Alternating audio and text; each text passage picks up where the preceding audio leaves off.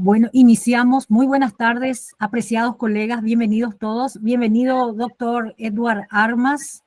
Le cedo el uso de la palabra. Gracias, doctora Freud. Veo que está nuestro ponente, el doctor Nelson Martínez. Gracias, doctor Mendoza. Queridos colegas, muchísimas gracias por un día martes, día de visita seguramente en nuestros hogares para descansar. Quizá algunos todavía en el trayecto en el vehículo hacen un alto en el camino para poder conectarse, como muchas veces el doctor Mendoza lo hizo, dicho sea de paso. Así que eso también es muy valorable. Nelson, voy a hacer una pequeña introducción al tema que elegiste exponer hoy con nosotros. No de un punto de vista procesal práctico, eso lo dejo a tu cargo desarrollar un punto específico de la imputación. Tiene varios puntos, pero uno específico. Sí voy a hablar de el acto más importante del proceso penal. El acto más importante del proceso penal. Muchos dicen la sentencia definitiva. De hecho, es esencial. Pone fin, al menos en una etapa, a una discusión. Otros dicen la acusación, porque allí la fiscalía determina efectivamente que ya no hay mera sospecha, sino un convencimiento de la autoridad de un hecho y, por supuesto, una persecución con la intención de una eventual condena. Pero les digo, señores, señoras, compañeros, amigos, amigas, colegas, el acto más importante, si ustedes se detienen a pensar de un proceso penal en relación a un ciudadano en particular, es la imputación, pues sin imputación no habría acusación, ergo no habría sentencia. La imputación es decir, la introducción al proceso penal de un ciudadano, y después vamos a hablar del tema de la sospecha, del agravio, etcétera. Pero la introducción a un ciudadano común, ajeno al proceso y que hoy se convierte en parte del proceso, se convierte no solamente en sospechado de ser autor, sino se convierte procesalmente a veces hasta en víctima del proceso. Evidentemente, la imputación es uno de los actos, si no el más importante del proceso penal. Tanto es así, que la Corte Suprema de Justicia en su acordada, que lo va a recordar el doctor Nelson después, tuvo el suficiente tino de llover sobre mojado y recalcar la importancia de los elementos constitutivos esenciales de la imputación. No lo hizo de la acusación, no lo hizo de la sentencia, lo hace de la imputación. Así que, señores, es un tema importantísimo. Es el acto esencial por el cual el ciudadano deja de ser presunto inocente, constitucionalmente consagrado, a ser presunto responsable, ergo por ello sujeto del proceso penal, sino normativamente de hecho. Así que, señores, esto va para mucho. Agradezco la oportunidad a la doctora Freud, al doctor Mendoza y a Nelson, que me ha permitido unas breves palabras al iniciar esta ponencia interesantísima. Y de ya les dejo, señores colegas, amigos, amigas, con el doctor Nelson Martínez y la ponencia de hoy. Muchas gracias. Gracias, doctor Edward. Muy buenas noches, mis queridos colegas. Le agradezco infinitamente al doctor Rolfi esta oportunidad, a vos, Edward, un gran amigo de la doctora Freud, de estar compartiendo con los colegas esta inquietud que creo que a todos en alguna manera nos ha tocado vivir en su momento. Mis saludos a los colegas de la ciudad de Villarrica. Yo soy guaireño, estoy acá en Asunción, así que extiendo un caluroso abrazo a estos amigos y colegas de la ciudad de Villarrica, al igual que una colega de Coronel Bogado. Espero que nos invite con una chipa oportunamente de Encarnación, de Luque, Salto del Guairá.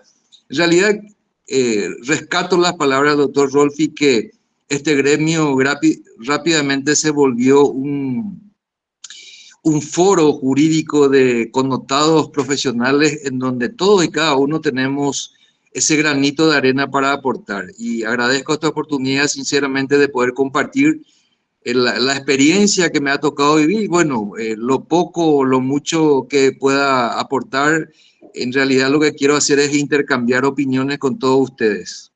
Así que, mis queridos colegas, le agradezco por estar participando de esta exposición este día martes, que nos va a por lo menos ir viendo algunas cositas más que Minutos antes le llamé a Edward y le dije, mira, encontré algo muy particular en la acordada 1631 que habla justamente sobre lo que debe contener el acta de imputación. Bueno, si me permiten, voy a comenzar a hablar sobre este tema que es apasionante porque rescato lo que dijo Edward en realidad. Es uno de los actos más importantes llevado a cabo por el Ministerio Público en el momento de que introduce al ciudadano en un proceso penal, y ese acto en sí debe tener suficientes elementos como para poder tenerle dentro de ese proceso a un ciudadano, porque es no solamente una molestia, sino es un trastorno a todo el movimiento ciudadano que esa persona desarrolla dentro de su actividad normal. Tiene que estar preocupándose primero de declarar, buscar elementos de descargo, buscar testimonios a su favor, etcétera, ¿verdad? Pensaba iniciar por otra parte, pero realmente voy a irme directamente al acta de imputación y ya también voy a responder una inquietud que muy inteligentemente el doctor Rolfi deslizó, diciéndome si causa agravio o no. Y en la misma acordada se responde esto y dice que sí causa agravio. Es decir, hay una situación de hecho que me imagino ustedes recordarán, cuando fue denunciado un juez ante el jurado de enjuiciamiento, y lo primero que hizo fue decir que aunque la ley diga o la corte diga que no causa agravio, en realidad el hecho de estar imputado causa agravio y crea un trastorno para esa persona. Es decir, la persona no queda incólume con su nombre aunque sea sobreseído y no tenga, digamos, ninguna condena. Ya queda el estigma, y la sociedad lastimosamente es una muy mala jueza en el sentido de que una vez que la persona está dentro del sistema penal ya difícilmente queda incólume ese estado de inocencia. Es como una hoja blanca que Tomás Arrogás queda con ciertos rastros. Bueno,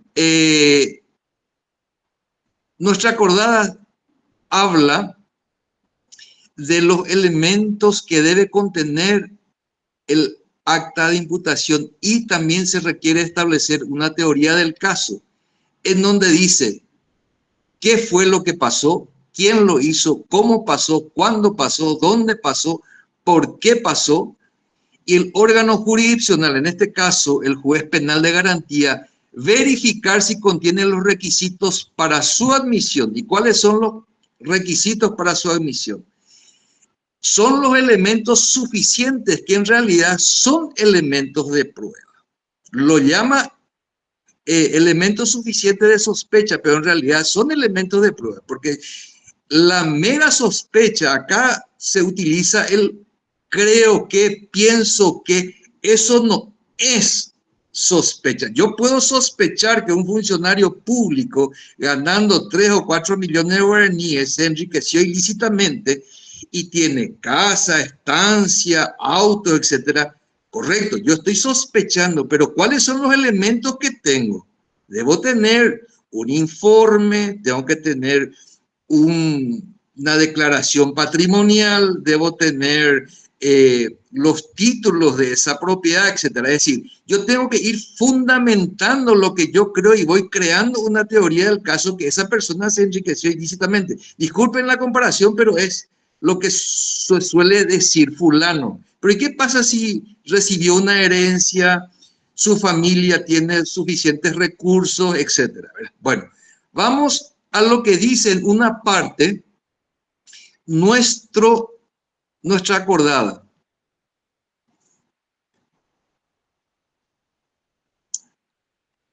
Habla que todos estos elementos causan agravio por el trastorno que le causa a la persona que está siendo investigada. Dice, atendiendo a lo expuesto, la Oficina Técnica Penal resolvió crear una comisión para establecer pautas respecto a las actas de imputación, analizar el tratamiento jurisdiccional de las mismas, los pedidos de plazo de investigación injustificadamente extensos y discutir soluciones a los agravios que estos ocasionan. La misma acordada de la Corte ya introduce esta palabra que todos los profesionales de alguna manera también tenemos como que el hecho de ser imputado causa un agravio a cualquier persona que está siendo procesada. Bueno, independientemente a eso, los elementos suficientes. ¿Qué dice nuestro Código Procesal Penal? Es clarito. Dice, cuando existan suficientes elementos de sospecha sobre la existencia del hecho y la participación del imputado, el agente fiscal interviniente formulará la imputación en un acta por la cual se informará al juez penal competente en la que deberá identificar al imputado o individualizarlo correctamente si todavía no pudo ser identificado. Describir sucintamente el hecho, los hechos que se le imputan e indicar el tiempo que se estima necesario para formular la acusación. Bueno, ¿qué dice la Real Academia Española sobre la palabra sospecha? Acción y efecto de sospechar. Sinónimos: conjetura, pálpito, suposición, presentimiento, presunción, previsión, desconfianza, duda, cautela, incredulidad, etc. Y el diccionario jurídico de Manuel Osorio define y dice lo siguiente: suposición acerca de la verdad o falsedad de algo, conjetura acerca de la culpabilidad o participación al menos de una persona en un delito o falta, aunque no confiese y aun cuando no se halle detenida ni procesada. Desconfianza, duda y recelo, presunción desfavorable hacia esa persona que está siendo investigada. En igual manera, el Diccionario de Derecho Usual define exactamente lo que dice Osorio. Sucinto. La gente cree que sucinto tiene que ser cortito sin dar mayores explicaciones.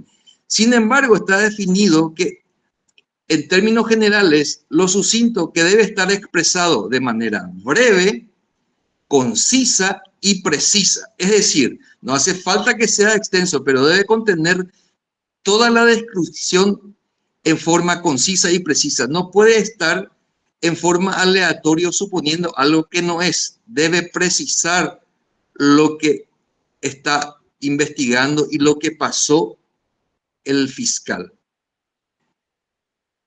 Posteriormente tenemos la definición de la palabra suficiente. Y esto sí es atendible y hay que tener muy en cuenta. Dice, bastante para lo que se necesita, es apto o idóneo. Es decir, todos sabemos lo que es ser apto y ser idóneo. Y bastante es lo que estás precisando para poder sostener tu acta de imputación y llevar a buen recaudo la investigación fiscal que tenga que concluir en un acta de imputación. Porque imputar por imputar no es lo que tiene que hacer el Ministerio Público. El Ministerio Público tiene que investigar la noticia criminis y conforme a la recolección de los datos que tenga, en base a ellos y a los elementos de sospecha que va haciendo una suma de criterios donde se va convenciendo y posterior a ello presentar por escrito en donde refiere todo el acto en sí y lo que va a llevar a cabo. El Estado de Derecho, igualmente, para mí, es concebido como el que se somete a todos los habitantes de la ley a la Constitución. El Estado de Derecho es concebido como el que somete a todos los habitantes a la ley y a la Constitución. Y se opone al Estado de policía en que todos los habitantes están subordinados al poder del que manda. Esto está bien desarrollado en el libro de Derecho Penal del doctor Zaffaroni, del año 2002, segunda edición. Y también este señor, muy conocido en nuestro ambiente penal, dice que las decisiones judiciales son también actos de gobierno. Por eso deben ser racionales, lo que demanda que no sean contradictorias, sino que también debe hacerlo en forma de sistema. Es decir, nuestro gobierno, nuestro Estado, está manejado por tres poderes del Estado: ejecutivo, legislativo y judicial. El judicial, también con las resoluciones que dicta, son actos de gobierno, porque si va contra la Constitución y la ley, también estamos violentando lo que son los derechos y garantías de los ciudadanos. Por ello, el derecho penal se interpreta a través de las leyes penales, y dentro de eso nosotros, como muy bien lo dijo, creo que el doctor Rolfi, nosotros somos auxiliares de justicia, tal como establece la ley positiva. Por ello, nosotros, como tales, debemos buscar que se aplique y se respete el derecho de nuestro cliente. Seamos, que estemos en la defensa o en la querella. Igualmente, es un trabajo que todos tenemos que realizar. En las pruebas manifiestamente insuficientes, de alguna manera el Ministerio Público dice, podrá solicitar el sobreseimiento definitivo cuando estime que los elementos de prueba son manifiestamente insuficientes para fundar la acusación. Bueno, pero ¿qué son insuficientes? Uno puede tener indicios, puede tener pruebas que no puedan cerrar y no puedan tener la certeza suficiente como para decir de que fulano o sultano tuvo participación o fue el actor del hecho que está siendo investigado, de un delito o de un crimen.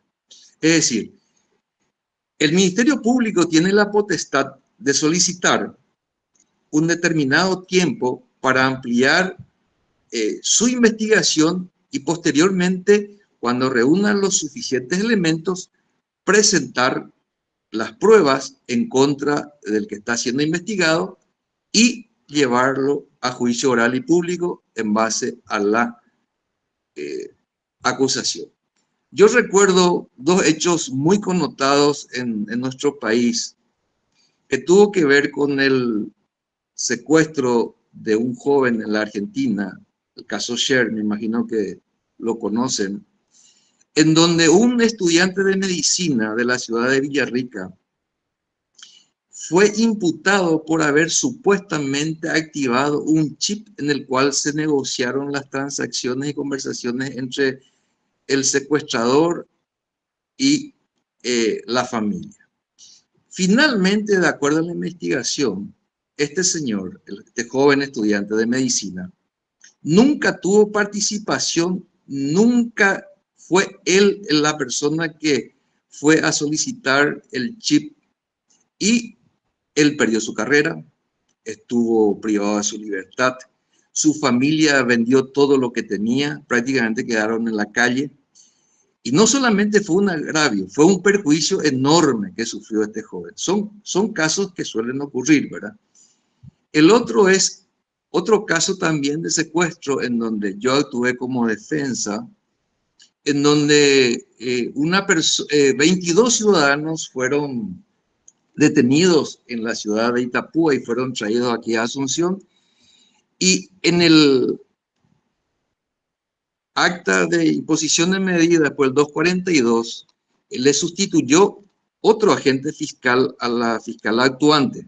Y este fiscal dijo que esta persona a quien yo había defendido no tuvo participación alguna en el hecho investigado. Y la investigación de la fiscalía llegó supuestamente a estos autores a través de unos indicios, una declaración de una persona que no estaba muy bien en sus cabales. Y había dicho que el supuesto secuestrado, el joven Sher, era transportado durante la noche en un ropero y que fue llevado a la casa de un fulano y ese fulano fue mi defendido.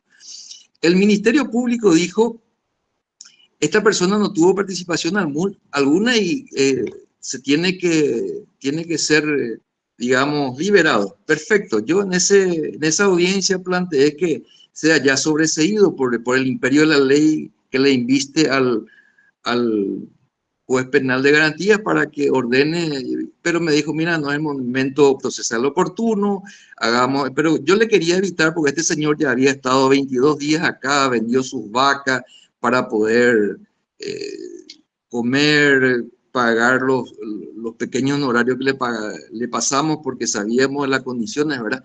Y también fue un perjuicio para él, pero son casos bien puntuales que me vienen a la memoria, como también el caso de este joven, del caso del horror Marabel, creo que con Edward recordamos la vez pasada, en donde una pareja de novios que eran amigos de este muchacho, el Marabel, el supuesto autor, había tenido la visita de estos novios, la pareja. Uno de ellos trabajaba en McDonald's y el otro en Billy, días posteriores a del crimen, ¿verdad? Eso se pudo determinar en base a afirmaciones y testimonios. Esta pareja nunca tuvo participación, pero estuvieron muy largo tiempo privados de su libertad. Perdieron su trabajo, también gastaron plata, sufrieron el escarnio público, etcétera, ¿verdad? Es decir, cuando nosotros hablamos de la imputación, por eso tenemos que irnos a una situación en la cual tenemos que insistir que el Ministerio Público responda a todos los cuestionamientos, la teoría del caso y a lo que había leído con respecto a la acordada 1631, que linea unos puntos para el Ministerio Público de lo que debe contener el acta de imputación. ¿Por qué? Porque en realidad es una carga muy onerosa y cuesta arriba para la persona que está siendo incluida en un proceso penal. Y eso muy bien para todos nosotros debemos tener en cuenta que como abogados, en el caso de la defensa, muchas veces lo primero que solicita el Ministerio Público es la detención y después la conversión en prisión de esa persona. Y si no hay suficientes elementos y esa persona, aunque después de 2 o 3 meses logra obtener su libertad, ¿quién le devuelve el tiempo que estuvo privado de su libertad? Aquí lastimosamente no se hace respetar demasiado lo que es que la persona tiene que saber, aún teniendo una acusación encima de ser presentado como presunto responsable e inocente, hasta que tenga una sentencia confirmatoria o que ya no tenga posibilidad de apelación. No es así. Una vez que alguien aparece en los medios de comunicación, queda el estigma. Eso es un agravio para la persona. Posterior a ello, nosotros tenemos que buscar cómo hacer que también dentro de ese proceso se respeten las garantías de poder litigar en libertad. Después de la vida, la libertad es el segundo bien más preciado que tiene cualquiera de los ciudadanos, aquí en cualquier parte del mundo. En los Estados Unidos, la Fiscalía no se anima a ordenar la detención de una persona incursa en un proceso penal si no tiene la plena certeza de que todos los elementos que tenga en su carpeta fiscal o en su investigación sean suficientes e irrebatibles y que tenga la certeza casi ineludible de que va a concluir con su acusación en una condena. Es cierto, somos sistemas diferentes, porque allá el ciudadano le demanda a la ciudad en un caso de una falsa imputación, no es una falsa imputación, de una falta de elementos suficientes y esa imputación le causa agravio, termina cobrando millones. Aquí lastimosamente hasta ahora no se ha hecho, pero tengo entendido que hay casos en donde en muchos de las situaciones abiertas por el Ministerio Público, se tiene que después de un largo proceso termina siendo sobreseído la persona sujeta a proceso y tiene todo el derecho y toda la garantía de reclamarle al Ministerio Público, en este caso al agente fiscal, o en forma subsidiaria al Estado. Son las cosas que como abogados tenemos que tener siempre presente. Y la sospecha no es una mera corazonada, es decir, yo creo, yo pienso. El agente fiscal debe impulsar la investigación y tiene que ser objetivo. Debe recolectar los elementos de prueba que tiene el Ministerio Público como para llevar adelante la investigación, como también los elementos de descargo. Es decir, no tiene por qué dejar así nomás a las proposiciones que le haga la defensa, ¿verdad? Y hace poco se tuvo el caso, no recuerdo muy bien la sentencia, pero como la imputación no tenía los suficientes elementos y a criterio del juez, ordenó el sobreseimiento definitivo. Eso se apeló y palabras más, palabras menos, te dice no, que tenía que haberle corrido traslado a la Fiscalía General del Estado, ¿verdad?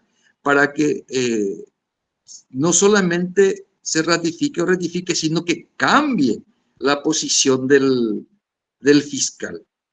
Y bueno, volvió a rebatir lo que en su momento había confirmado de vuelta el Tribunal de Apelación, en donde otorgó el sobreseimiento definitivo, en donde le dieron el trámite de oposición y la Fiscalía General, a través del adjunto, solicitó el sobreseimiento provisional. Es decir, son situaciones en donde realmente nos quedamos un poco de retrotraer a un estado anterior porque en su momento no había presentado el requerimiento el fiscal.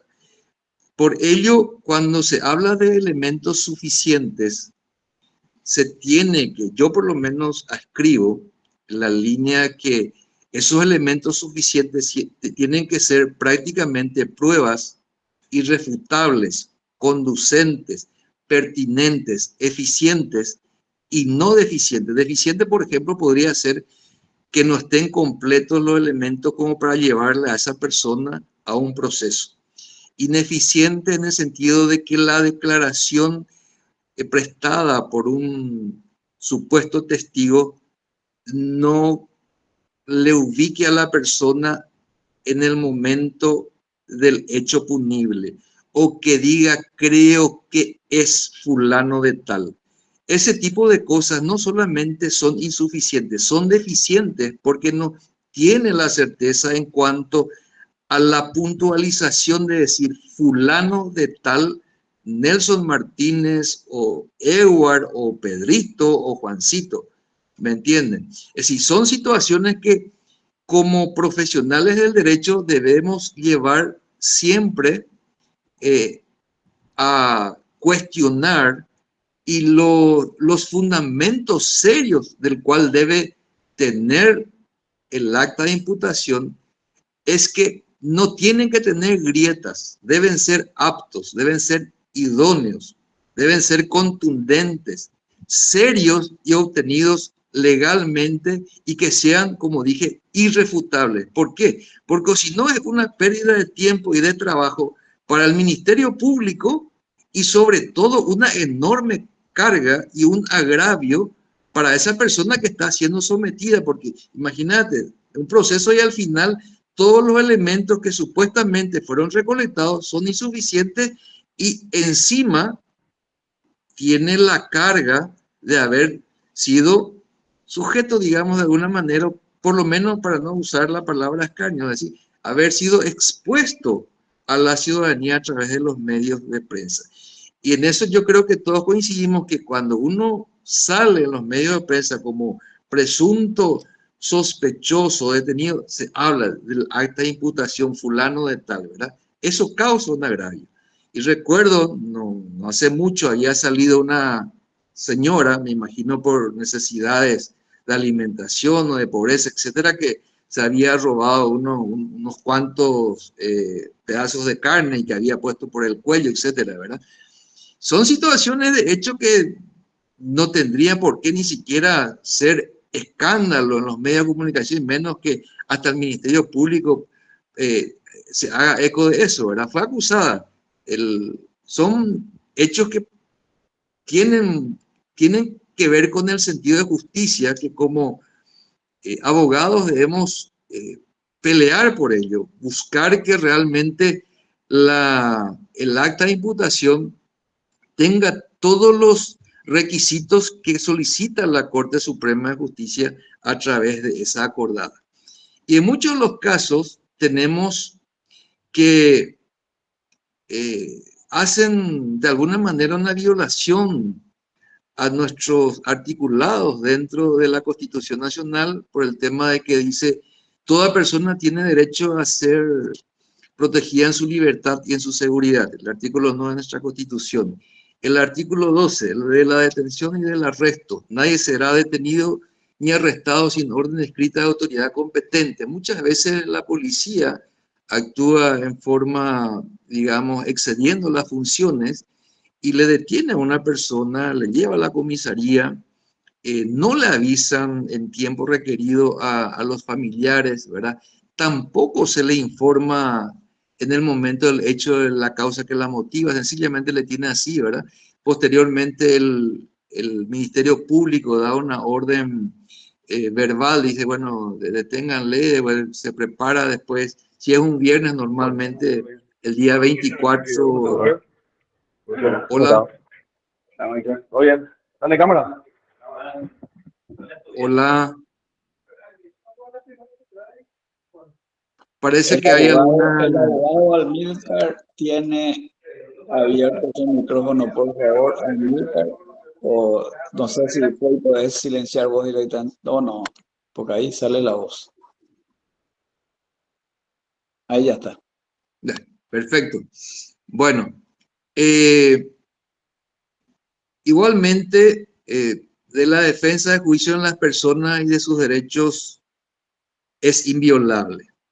Nuestro artículo 17 habla que sea presumida su inocencia. Sin embargo, yo tengo una pequeña diferencia con esto. Yo digo que tenemos un estado constitucional de inocencia, porque ese estado tiene que ser derrumbado, tiene que ser quebrado en un juicio oral y público para que uno sea declarado culpable. Es decir, no es una presunción, uno tiene un estado de inocencia. Por eso, en otros sistemas, normalmente la persona que está siendo investigada dentro de un proceso penal casi siempre litiga en libertad, excepto que cuando se reúnan todos los elementos suficientes, que sean irrebatibles, aptos e idóneos, ahí se ordena su detención cuando se tienen, digamos, cerrado el caso y la teoría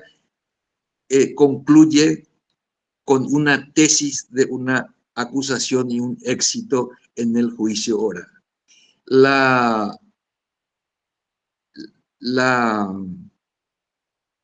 Corte, en muchos de los casos, ha recomendado que se deben respetar las garantías constitucionales. Sin embargo, en muchos de los casos, cuando el hecho criminal, sobre todo, resulta un poco, digamos, ineludible de evitar que ya sea juzgado por el público, la prensa, forma parte del día a día, normalmente, digamos que tarda un poco para que esa persona que está siendo sospechada, fue imputada, obtenga digamos, que pueda obtener su libertad, aunque sea en el sentido de que vaya a su casa, que tenga prisión domiciliaria. ¿Por qué? Porque de alguna manera fue juzgada por el público, lo cual está absolutamente fuera de contexto, porque nosotros tenemos que irnos a lo que dice nuestra ley y lo que dice nuestra Constitución. Igualmente, nuestra Convención Americana de los Derechos Humanos, Pacto de San José de Costa Rica, habla sobre las garantías constitucionales, en donde establece que toda persona tiene derecho a ser oída con las debidas garantías y dentro de un plazo razonable. Ello implica que el juez o tribunal competente, independiente e imparcial, debe, en cualquier sustanciación de una acusación penal formulada contra esta persona y la determinación de sus derechos, debe velar por esa garantía judicial. En el tema de prelación de leyes, de acuerdo a nuestro artículo 137 de la Constitución Nacional, tenemos que la Constitución, los tratados internacionales, las convenciones, las leyes, etcétera, en ese orden se deben aplicar. Esto no significa que una persona que haya sido imputada de un hecho criminal grave, donde existan suficientes elementos, no solamente de sospecha, sino pruebas que sean irrefutables, tengan que estar en libertad, sino que, como bien lo dice nuestro código, para asegurar la resulta del juicio, se lo tiene con una privación de libertad. Y lo cual significa que si se tiene todos los elementos suficientes, es bien atendible la recomendación dada por la Corte Suprema de Justicia, que se acorten los plazos y se eleve a juicio oral, en donde finalmente se va a determinar si con los elementos que se tiene es declarado culpable o no. Bueno, esto es lo que quería compartir con ustedes con respecto a lo que tendría que ser el acta de imputación, en donde, en base a criterios que están contemplados en nuestro Código Procesal Penal y en la acordada dada a conocer por la Corte Suprema de Justicia, en donde establece unos parámetros, unos lineamientos, en donde le dice a la gente lo que debe tener dicha imputación, habla de una serie de hechos en donde la teoría del caso debe ir respondiendo a los cuestionamientos, a las proposiciones fácticas, a la calificación jurídica, a los medios de prueba que tenga, a las debilidades inclusive de la investigación, del acta de imputación y los actos conclusivos a los cuales debe llegar el Ministerio Público. Acá tenemos la proposición fáctica en donde habla el hecho, qué pasó, quién, cómo, cuándo, dónde y por qué. Y las calificaciones jurídicas del tipo penal, homicidio, estafa, etcétera, ¿verdad?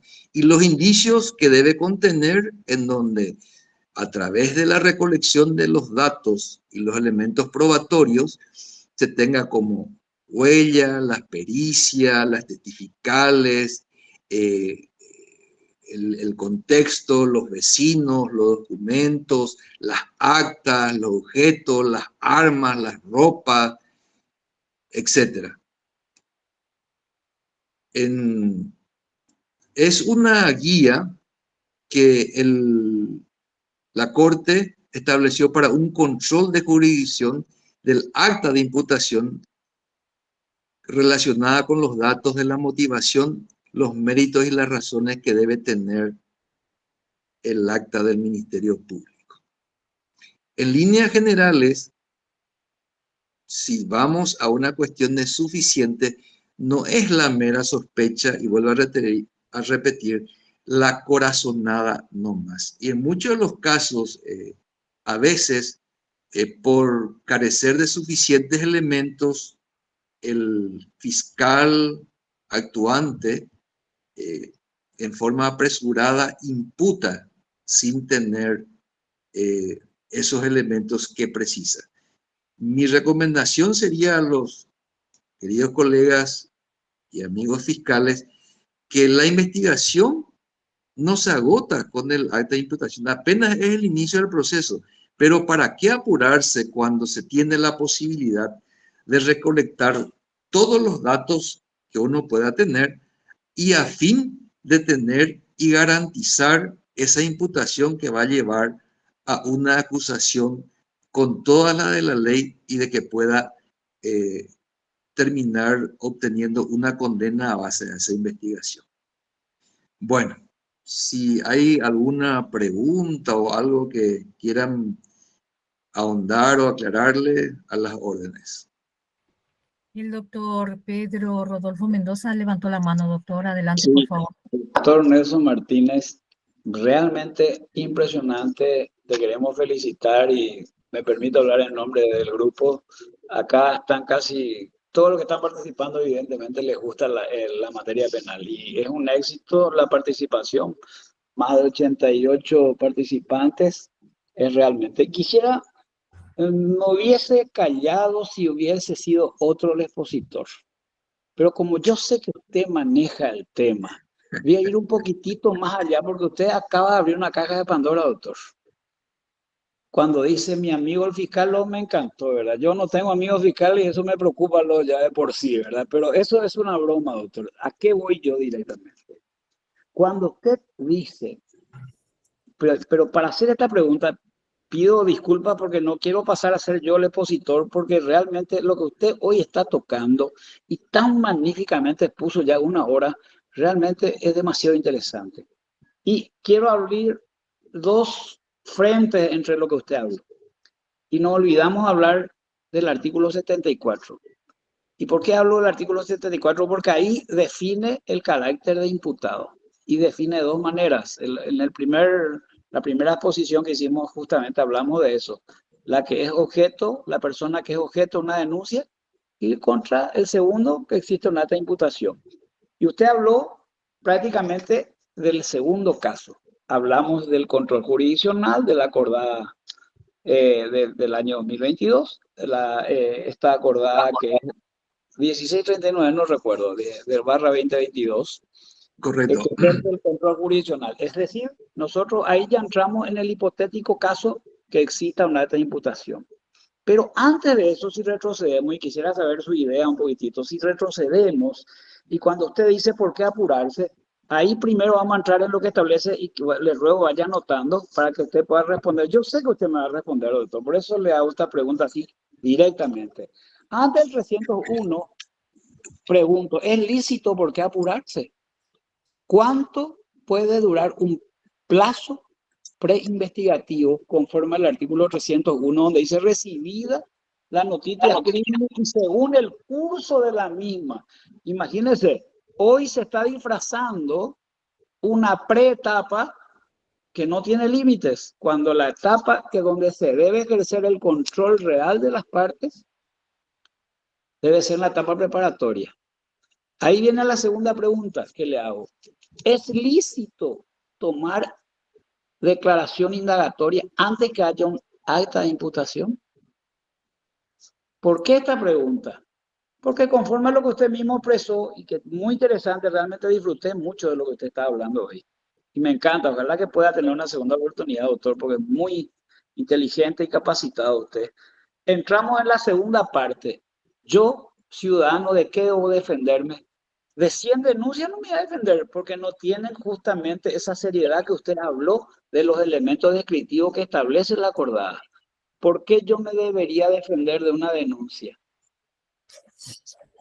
Si la denuncia recién tiene que ser objetiva en todos sus elementos, las pruebas como usted lo dijo. Entonces, la segunda pregunta ¿es lícito que me tomen declaración indagatoria antes de que no haya un acta de imputación? Y ahí surge una tercera. Es lícito que se compute la prescripción a través de un acta de preinvestigación donde me están tomando una indagatoria. Y ahí surge la cuarta pregunta. ¿Acaso el artículo 303 no te dice que el procedimiento se inicia recién a partir de la admisión de la acta de imputación? Y ahí viene la quinta pregunta. Si no hay procedimiento y no se admitió la imputación todavía, entonces, ¿qué es lo que está haciendo el fiscal? ¿Quién le da derecho a llamarme a prestar una declaración de indagatoria ante tal situación? Es decir, doctor, le dejé un pequeño preámbulo, ¿verdad? A ver qué opinión tiene usted, cómo puede reforzar esta teoría. Y muy cierto lo que usted habló, es en cuanto a la sospecha, que debe ser sospechas serias. Entonces, ¿quién me puede llamar a declarar en una indagatoria ante sospechas que aún pueden o no ser serias? ¿Quién determina la seriedad de esas pruebas? ¿Quién es el fiscal para violar el artículo 84 del Código Procesal Penal? Y les ruego que me atiendan bien cuando voy a leer esto, si me permiten. Yo tengo el sistema antiguo de hoja que con los labios acá. Que te dice, libertad de declarar, te dice. ¿Cuántas figuras te da el código para declarar? 3 figuras. Durante la investigación. ¿Cuándo empieza la investigación? Durante la etapa intermedia, la segunda etapa. Y en el juicio oral dice el 84. Es decir, ¿qué estamos hoy sosteniendo en la República del Paraguay para violar tan gravemente los acuerdos y tratados internacionales que son derechos humanos? Por eso que habló muy bien usted de los Estados Unidos, nadie se animaría.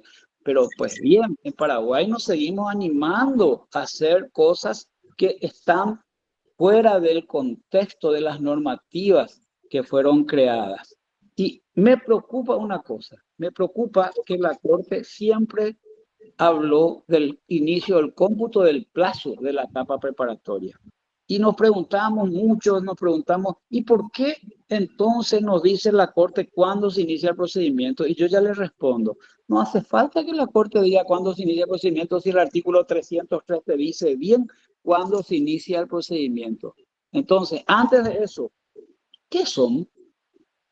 ¿Son procedimientos o son actos investigativos? Perdón, doctor, te tiré una cosa así, ¿verdad? Te mezclé todo, porque yo sé que usted entendió el significado de lo que yo quiero hacer llegar y me gustaría que usted pueda aportar también algo más. Gracias. El doctor Armas pide el uso de la palabra doctor Martínez un ratito antes de contestarle al doctor Mendoza.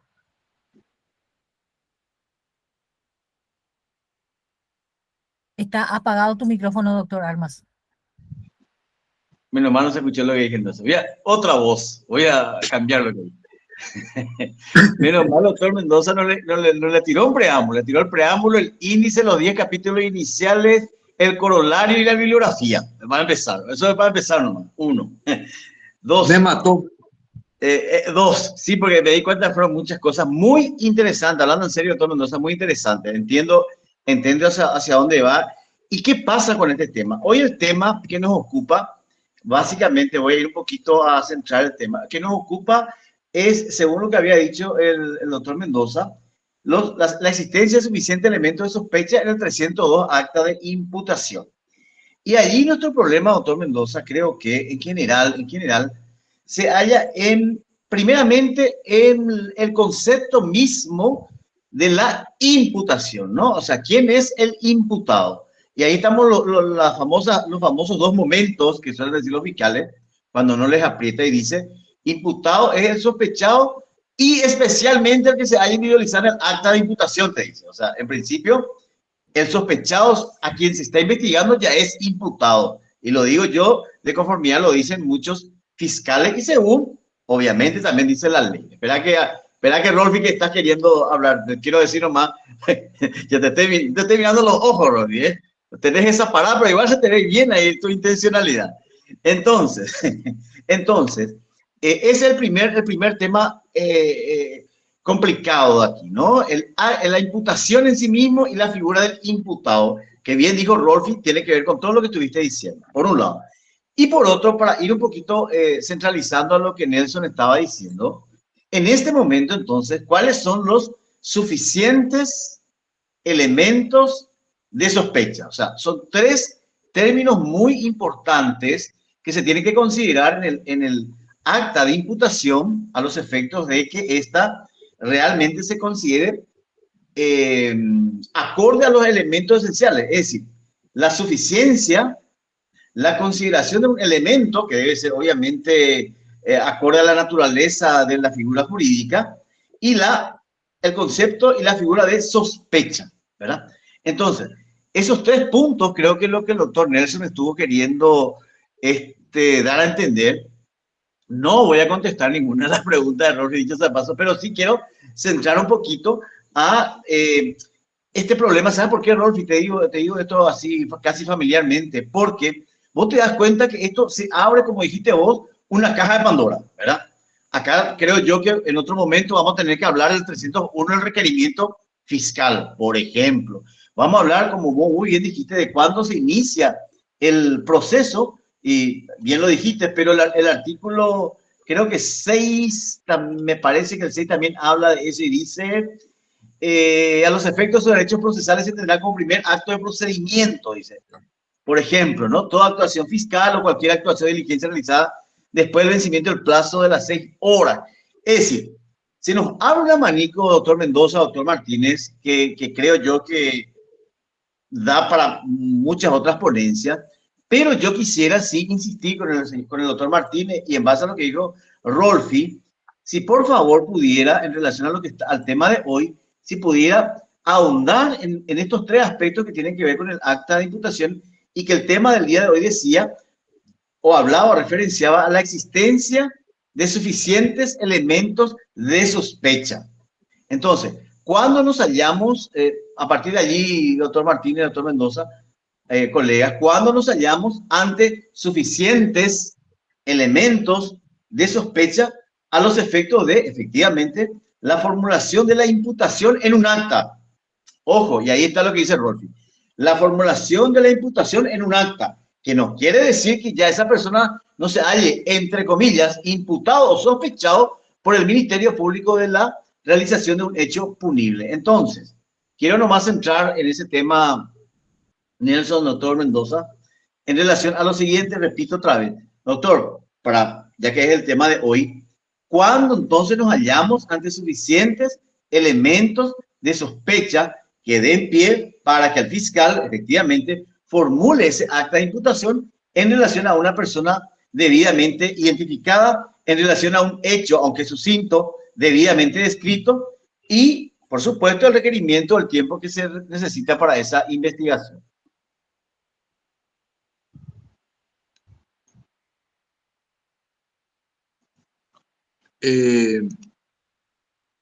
¿Contesto o...?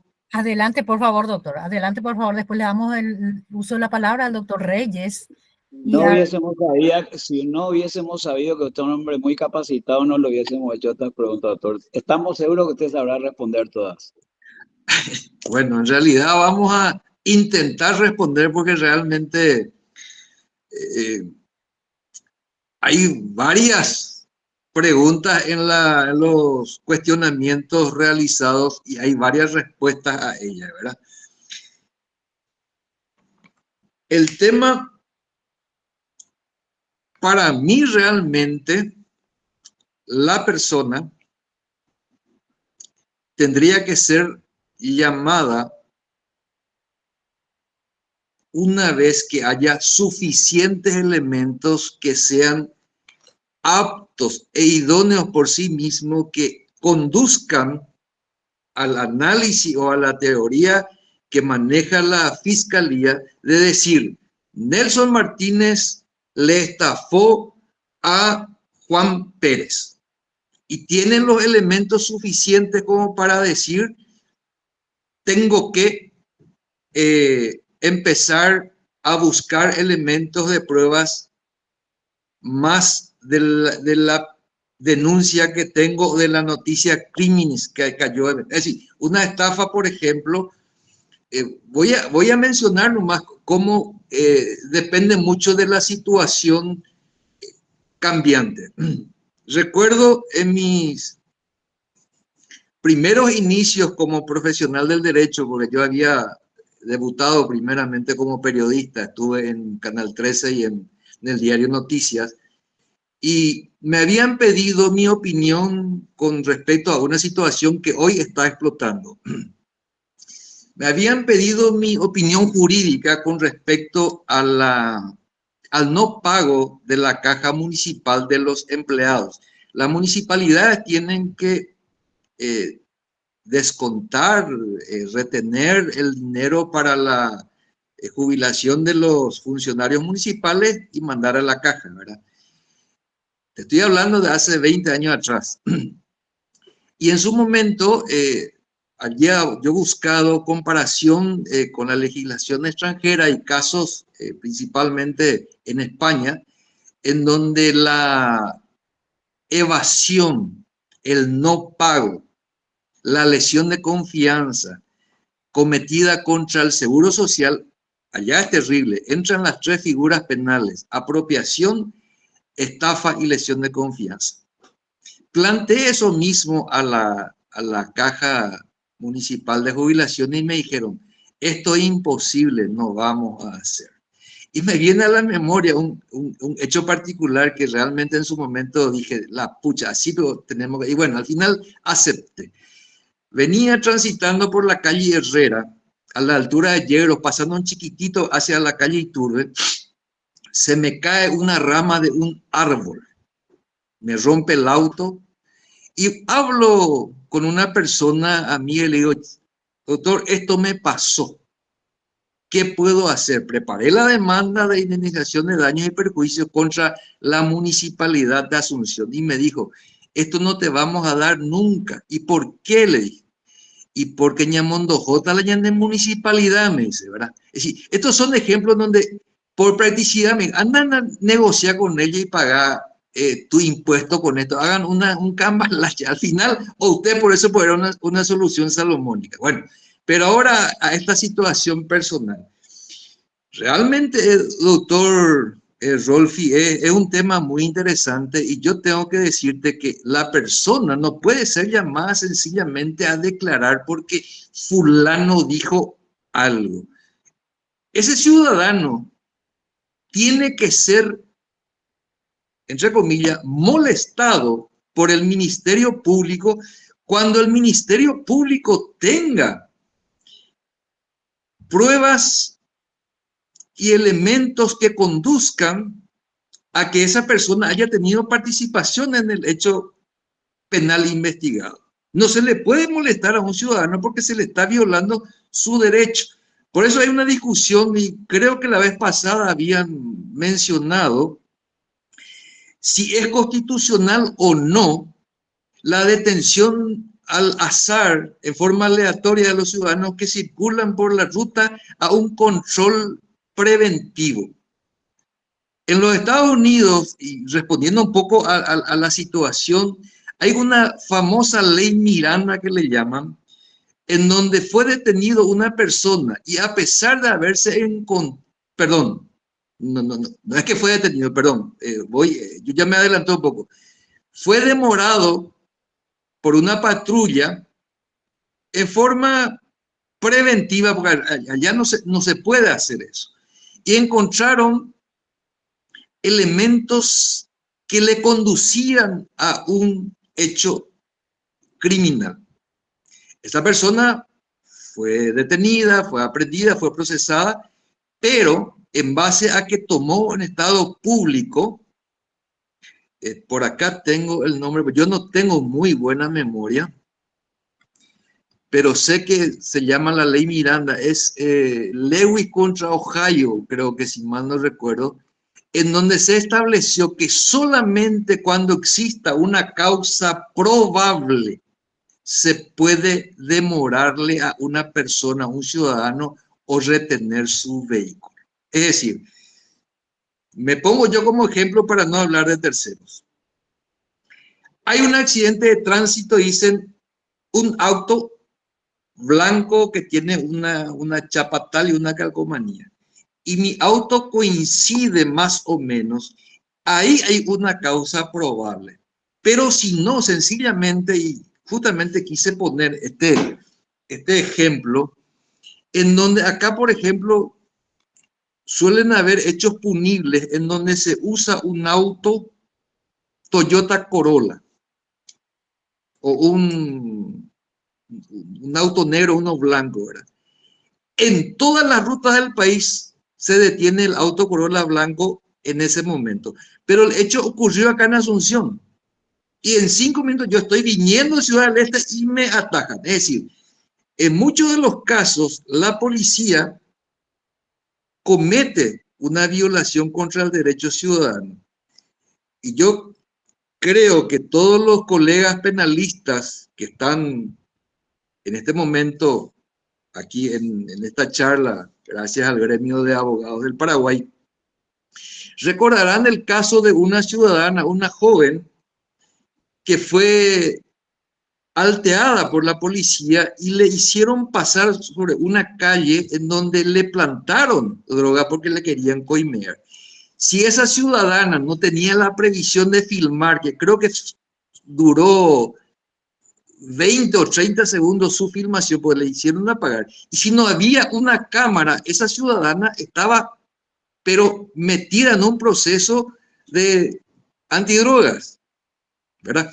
Por eso yo sostengo lo que el doctor Mendoza dice, en donde esa persona tendría que ser llamada posterior a que haya suficientes elementos donde diga, señores, y se le tiene que detallar y explicar punto por punto cuáles son los elementos que se tienen en su contra y supuestamente por qué está siendo investigado.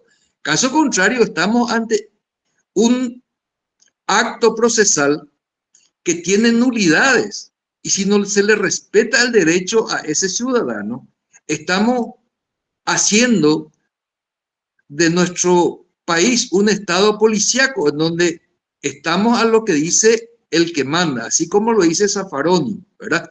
Y yo por eso suelo decir de que tenemos que leerle a los grandes pensadores para poder aplicar. Y la otra, estuve atendiendo muy bien la exposición del amigo Jorge Rivas sobre el tema derecho laboral. A mí no me gusta el derecho laboral, pero siempre se aprende algo. Y se me olvidó recordarle a él lo siguiente. En Francia, el derecho laboral protege a partir del momento que el trabajador transpone el umbral de su casa y va a su trabajo. Aquí el ciudadano en nuestro país está protegido por la Constitución Nacional y la ley en donde dice que es inocente hasta que no se pruebe lo contrario. Entonces, ¿por qué tenemos que apuntar a ello? No solamente pensando como defensor. Yo casi todas mis actuaciones actué de querellante y aún así siempre busqué no solamente el respeto irrestricto, sino que se le aplique lo que dice la ley a esa persona. Quizás cometió por alguna situación especial, pero eso no significa que yo tengo que violar los derechos de esa persona y violentar su dignidad y someterle a una situación en donde él, en contra del Estado, en este caso el Ministerio Público que lleva las representaciones de la sociedad, va conculcando los derechos de esos ciudadanos. Por eso es muy importante cuando se dice que vivimos en un Estado de Derecho, no son las instituciones que debemos tener, son las instituciones que deben funcionar para que los derechos de ese ciudadano sean respetados. El ciudadano tiene que ser llamado a una declaración, inclusive una informativa. Recuerdo muy bien a un profesor mío, que es miembro de la Cámara de Apelaciones, le había dicho, muchas veces, en todo caso, el Ministerio Público tiene que llamar a una audiencia informativa primeramente a alguien a preguntarle y si tiene suficientes elementos de sospecha, es decir, y sabes que te está mintiendo. Yo le llamo a alguien, vamos, me pongo en el papel de un fiscal. Yo le llamo a Juan Pérez, porque me dijeron que Juan Pérez tuvo participación en un hecho criminal y que le vieron que estuvo con la víctima. No tengo certeza, me dieron una información. Pero otra persona me dice, sí, yo le he visto, pero no lo estoy ubicando en el lugar exacto. Entonces, ¿qué puedo hacer? Yo le llamo para una informativa y le consulto. Señor Juan Pérez, ¿usted estuvo en el Shopping del Sol el día domingo? Y me dice, no, yo estuve en la cancha Cerro Porteño. Perfecto. ¿Y a qué hora estuviste? Estuve en el partido Olimpia Luque. Perfecto.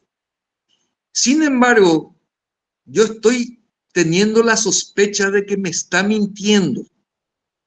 Me voy averiguando y encuentro una filmación en donde se lo ve a él estacionando su auto en el Shopping del Sol. Sabemos que tiene cámara. Y después le veo caminando en el pasillo y se está yendo hacia el local donde ocurrió un crimen, pero lastimosamente justo la cámara de ese local no funcionó ese día.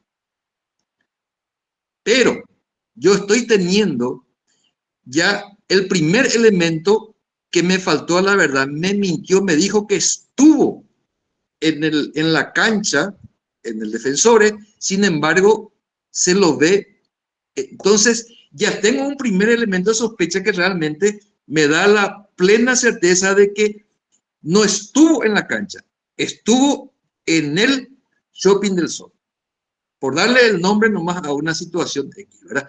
Y a partir de ahí voy construyendo mi teoría del caso y voy recolectando elementos como para que yo pueda decir que Juan Pérez fue la persona que se fue y cometió el homicidio contra la víctima X, ¿verdad? Lastimosamente no se vio nada en el local, pero se le ve a él transitar, no sé, llevó un arma, usó un cuchillo, un silenciador, lo que fuera.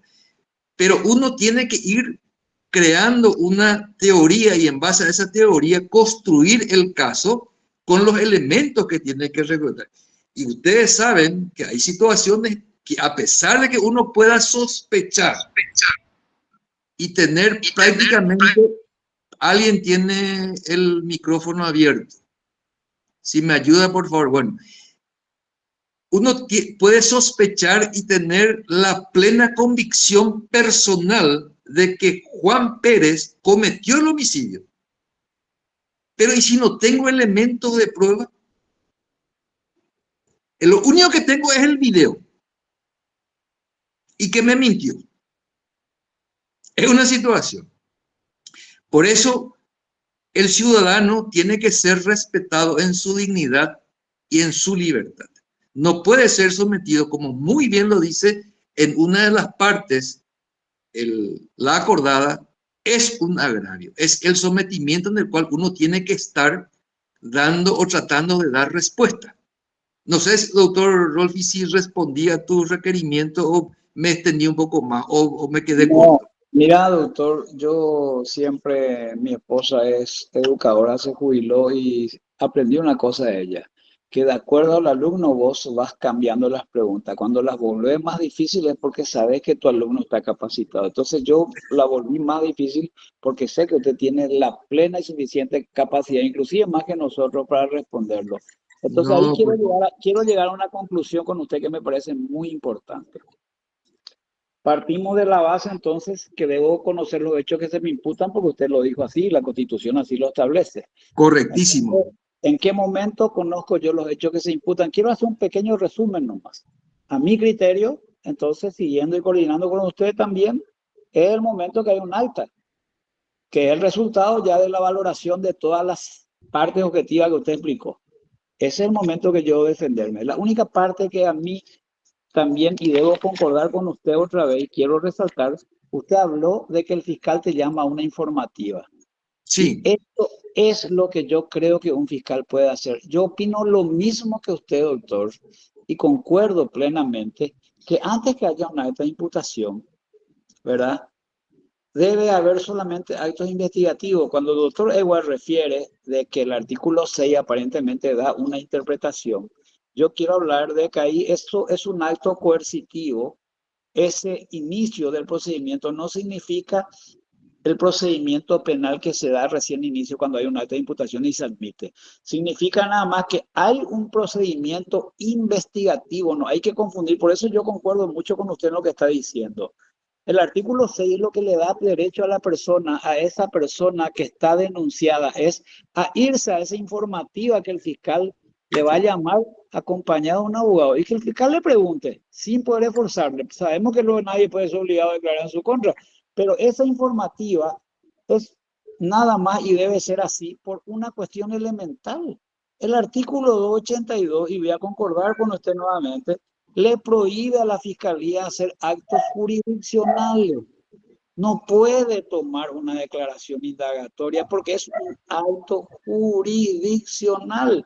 Y eso está muy claro en el artículo 84, cuando te habla de los 3 momentos que un imputado debe declarar.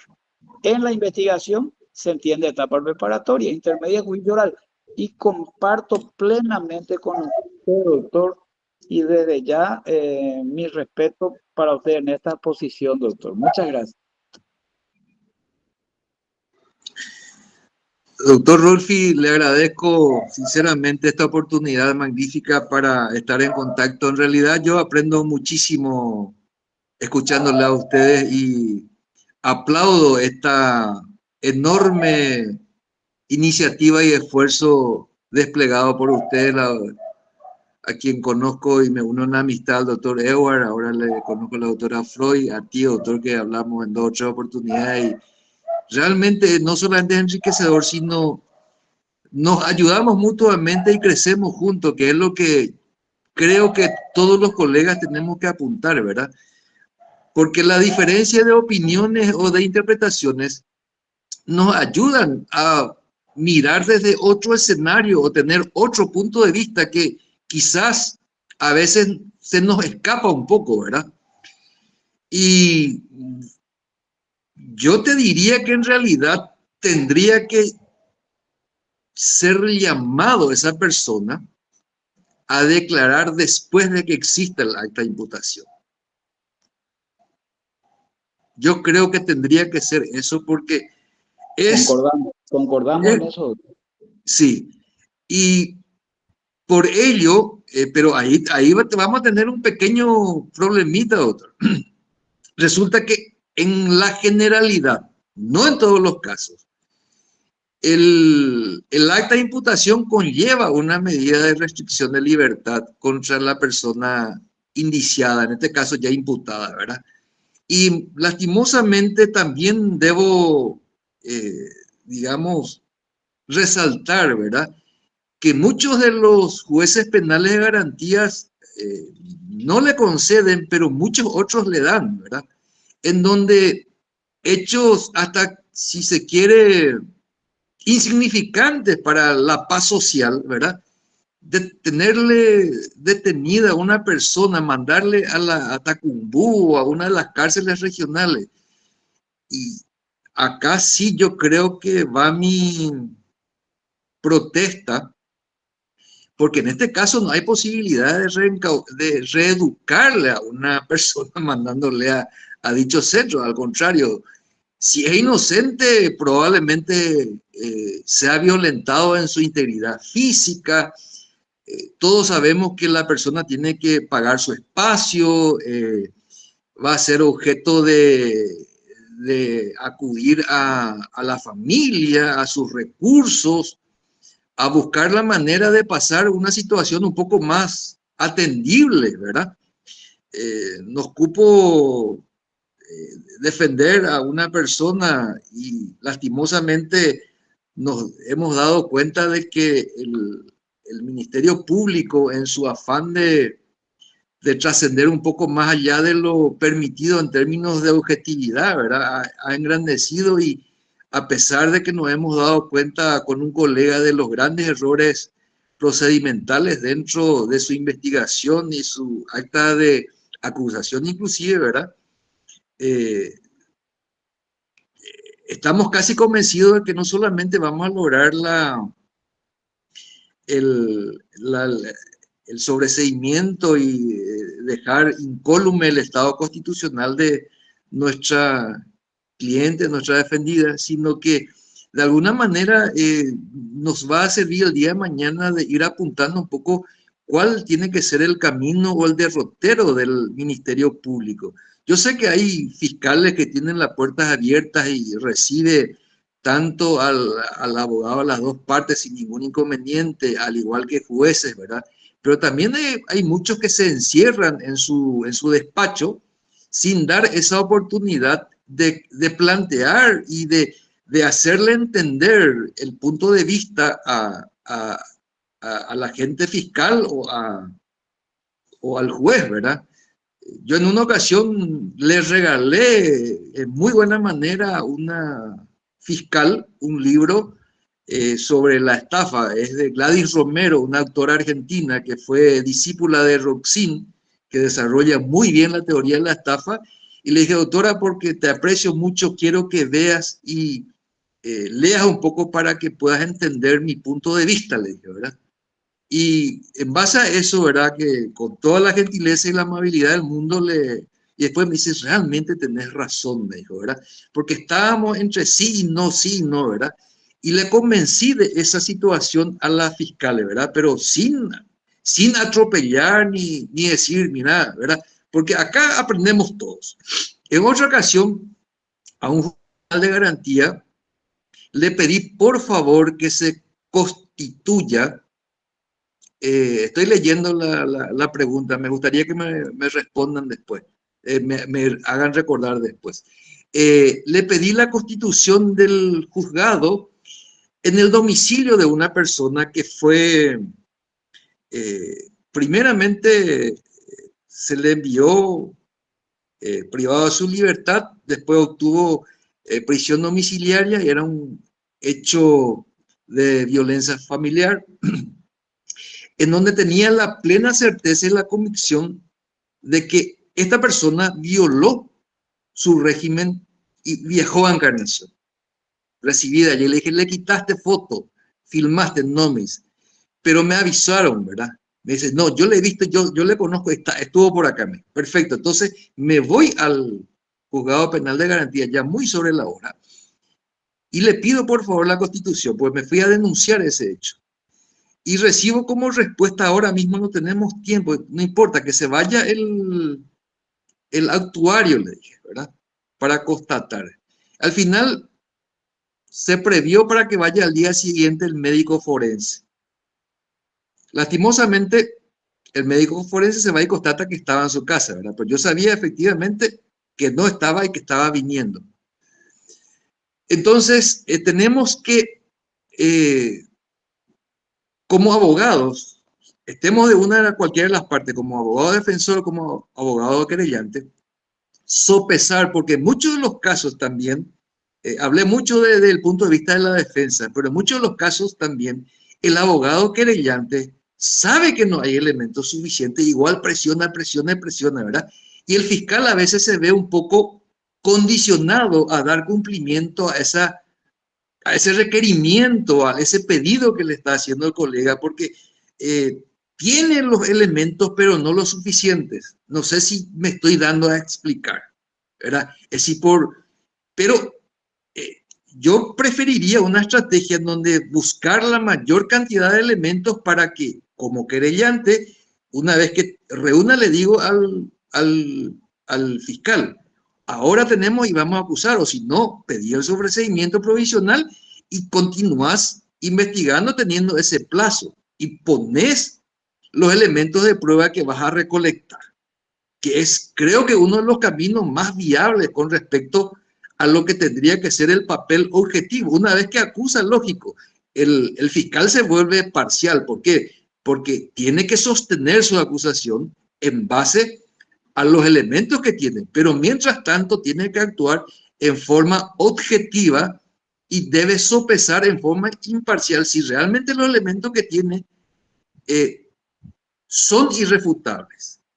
Y si no los tiene, tiene que ser también sincero consigo mismo y con la persona, con la víctima en este caso, y decir, mira, hemos hecho todo lo posible investigado y nos falta algunos elementos, necesito que me ayudes o necesito que hagamos esto, que son situaciones normales, inclusive entre las partes, cuando estamos hablando de unas cuestiones económicas, se pueden avenir a un arreglo, a una reparación del daño. No necesariamente todos los hechos de carácter penal tienen que llegar a un juicio oral. Cuando no hay arreglo, por supuesto, el único que puede decidir es un tribunal. Hablaron sobre el tema del artículo 301 con respecto al tema, voy a recordar un poco, el requerimiento fiscal, dice. Y el fiscal tiene que actuar conforme a lo que le dicta la Constitución y la ley. No puede salirse de eso. Y los plazos... La pregunta fue el plazo, doctor. ¿Qué plazo tiene para hacer un requerimiento? Si es sine die o no, eso es lo que se pregunta. No, no hay plazo sine die, doctor. Tenés un plazo en el cual tenés que cumplir. Y si te baja un sobreseimiento provisional, si vos no presentás tu requerimiento conclusivo en el plazo que normalmente te dan un año de tiempo para que puedas presentar, entonces se supone que se tiene que dictar el sobreseimiento definitivo, ¿verdad? Hay también un articulado donde dice que si uno pide la libertad de una persona que está detenida y que el juez penal de garantía no responde en tiempo y plazo, se supone que es una sanción ficta del ordenamiento de la libertad. Tiene que pasar al juez penal de garantía siguiente para que pueda dictar. Sin embargo, ese pequeño articulado dentro de nuestro código no es respetado, a no ser que ustedes vean lo contrario. Pues nosotros habíamos planteado una situación como esa y no solamente, nos fuimos a la Cámara, pero es imposible, no logramos lastimosamente que respeten eso y tengamos el punto de vista de lo que nosotros planteamos, que estaba contemplado en la ley.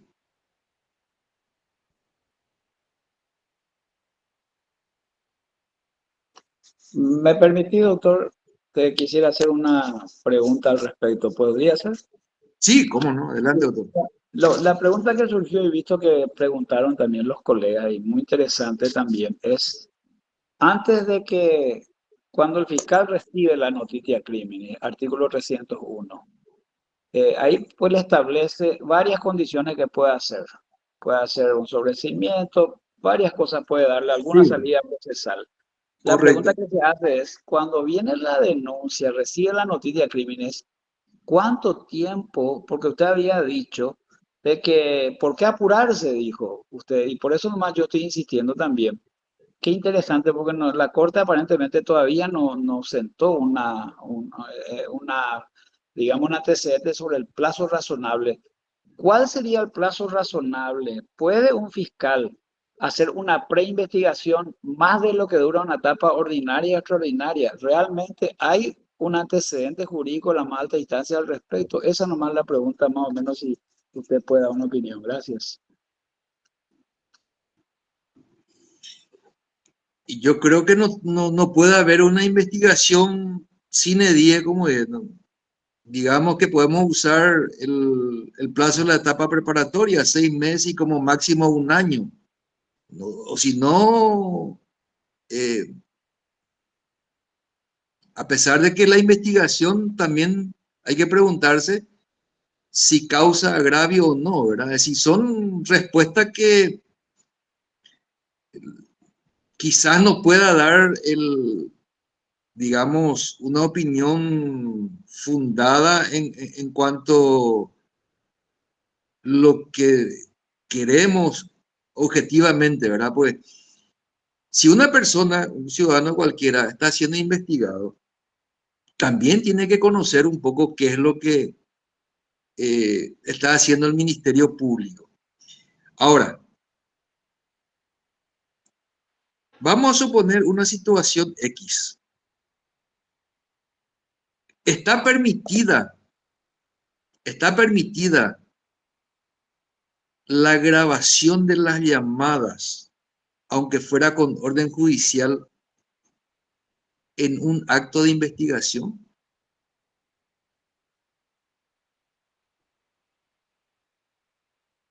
Por eso es importante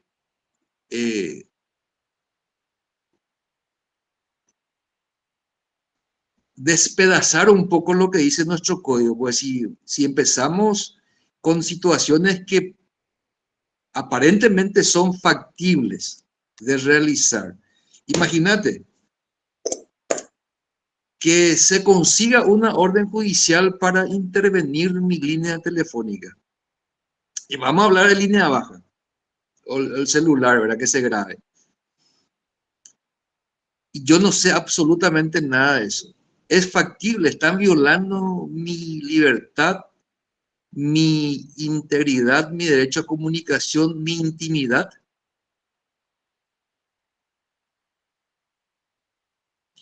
Ese tipo de cosas escaparían un poco a una etapa investigativa. Yo creo que tendría que ser dentro de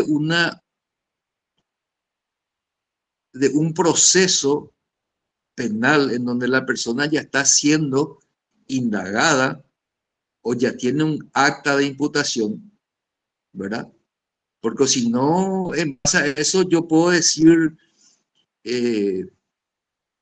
hay un contubernio entre Rolfi y Edward, están creando una asociación ilícita para delinquir y van a contratar y hackear la base de datos de todos los bancos y van a remitir todo el dinero a Suiza, a su cuenta. Pues yo no tengo ni un solo elemento que pueda sostener algo así, ¿verdad? Me voy y denuncio y el Ministerio Público dice, no, pues esto realmente es gravísimo. Pues dice, pues la gravedad del hecho, dice, para el tema del dictamiento de una medida de restricción de libertad. Claro que muchos de los hechos son graves, pero no por eso una persona tendría que ser detenida. Entonces, para mí, una persona, mientras dure el acto de investigación del Ministerio Público, puede ser llamada a una informativa, punto. Una vez que esa persona, en base a los hechos que ocurrieron, tiene elementos y apuntan hacia una determinada persona, a partir de eso sí, una vez que esté imputado, comienza el plazo en donde tenemos para que el Ministerio Público, dentro de ese plazo que le va a fijar el juzgado, va a presentar su acusación. Normalmente son los 6 meses, ¿verdad? Pero independientemente de eso, si ya en su momento ocurrió un hecho y tiene todos los elementos suficientes, aptos, idóneos, irrebatibles y certeros, yo no sé por qué normalmente el Ministerio Público extiende a 6 meses.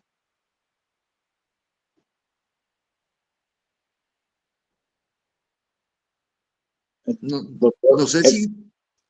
para mí Sí, cierra perfectamente, doctor, pero cierra perfectamente lo que usted está diciendo, en el sentido de que si bien se inicia, como dijo ahí el doctor, también uno de los colegas, se comunica al inicio de la investigación, eso no significa una facultad absoluta de estar violando la ley y llevar sine die una investigación, como usted está diciendo, si bien lo dijo de otras palabras. Entonces, ya que es una cuestión práctica, estamos entre abogados, muchos se preguntarán, ¿qué hacer? ¿Qué debe hacer un abogado entonces cuando se da cuenta que un fiscal está extendiendo demasiado la investigación? ¿Qué puede hacer, doctor, a su criterio? y tendría que pedir la desestimación y el archivamiento de las causas. Si no hay elementos, me parece absurdo. A mí me tocó el caso de un tema en la niñez, en donde llevaron la parte penal, ¿verdad?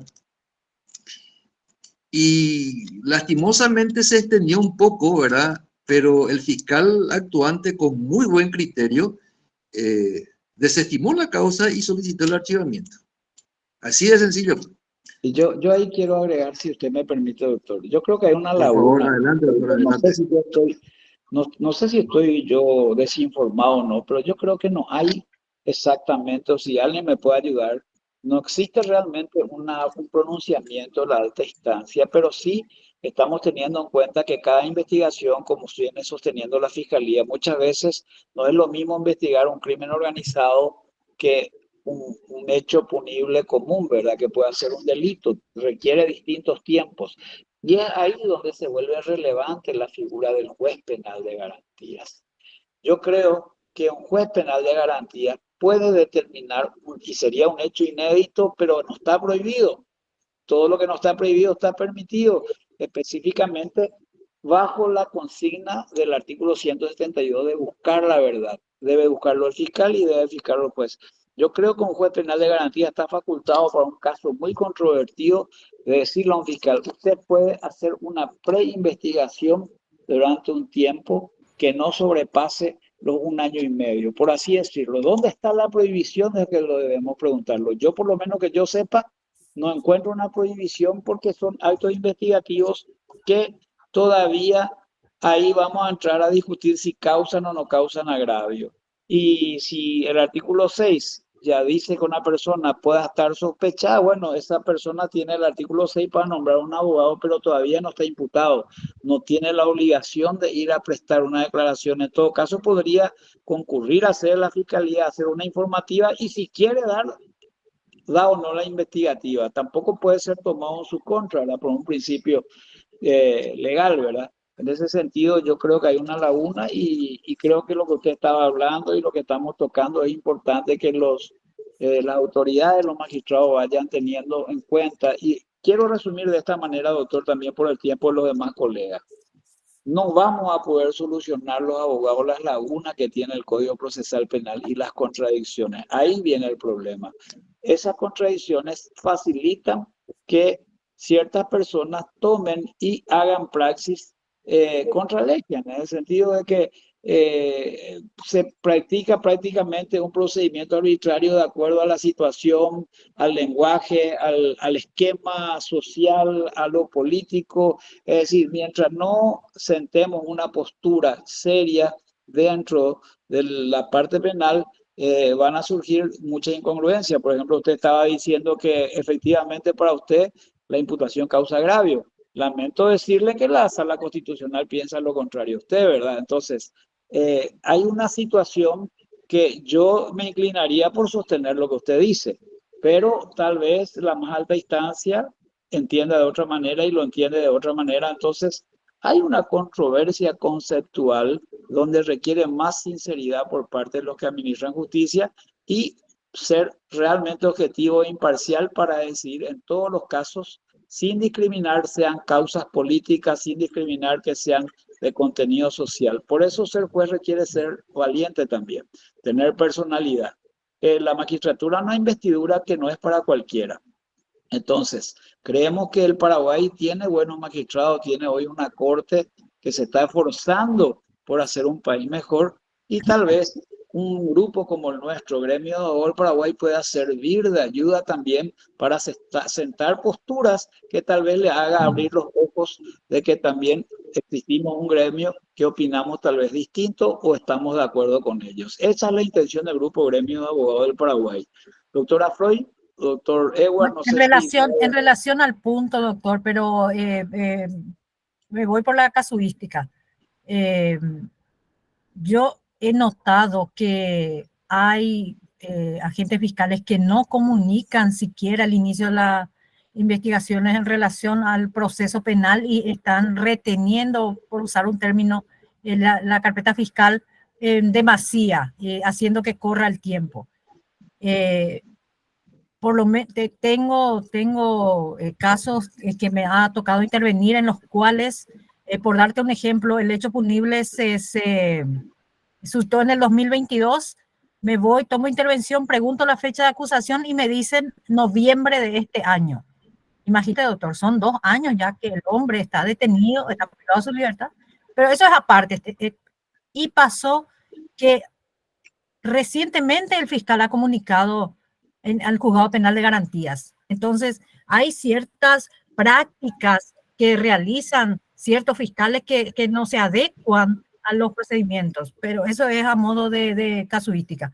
Pero estoy de acuerdo también con lo que está expresando el doctor Mendoza. Hay colegas que preguntan, primero preguntaron, doctor Martínez, para no perder el orden, preguntan de qué fecha es la acordada y si tiene el número de referencia a la que hizo. Usted menciona al inicio de su ponencia. Si puede facilitar después para compartir con los colegas en los grupos de WhatsApp del gremio de abogados. Y también el doctor Reyes estaba pidiendo el uso de la palabra. No sé si persiste. Correcto. Disculpe, si me permitís, profesor. si me permitís. Disculpe, profesor. Le quiero agradecer infinitamente al doctor Rolfi Mendoza, a la doctora también, y a usted en especial por una clase magistral que nos dio, pero lastimosamente yo me tengo que retirar y me quiero despedir de ustedes, agradeciéndole infinitamente esta ponencia magistral que tuvimos con usted, doctor Martínez. Le agradezco, mi estimado colega. Muchas gracias por el concepto. Quiero responderle al doctor Rolfi con respecto al tema de por qué si la acordada es la número 1631 del año 2022. La acordada es la 1631-2022.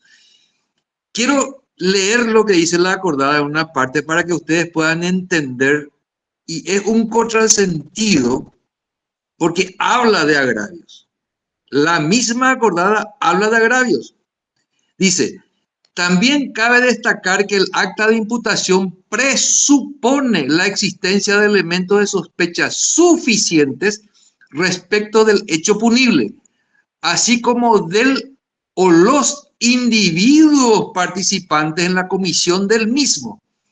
Se requiere establecer una teoría del caso incipiente, el caso que está comenzando a investigar. Por eso habla del caso incipiente. No que vos tengas incipientes elementos, no. Donde el acusador público, el fiscal, es decir, no, en realidad esa palabra está mal, porque todavía no es acusador. Debe preguntarse, ¿qué fue lo que pasó?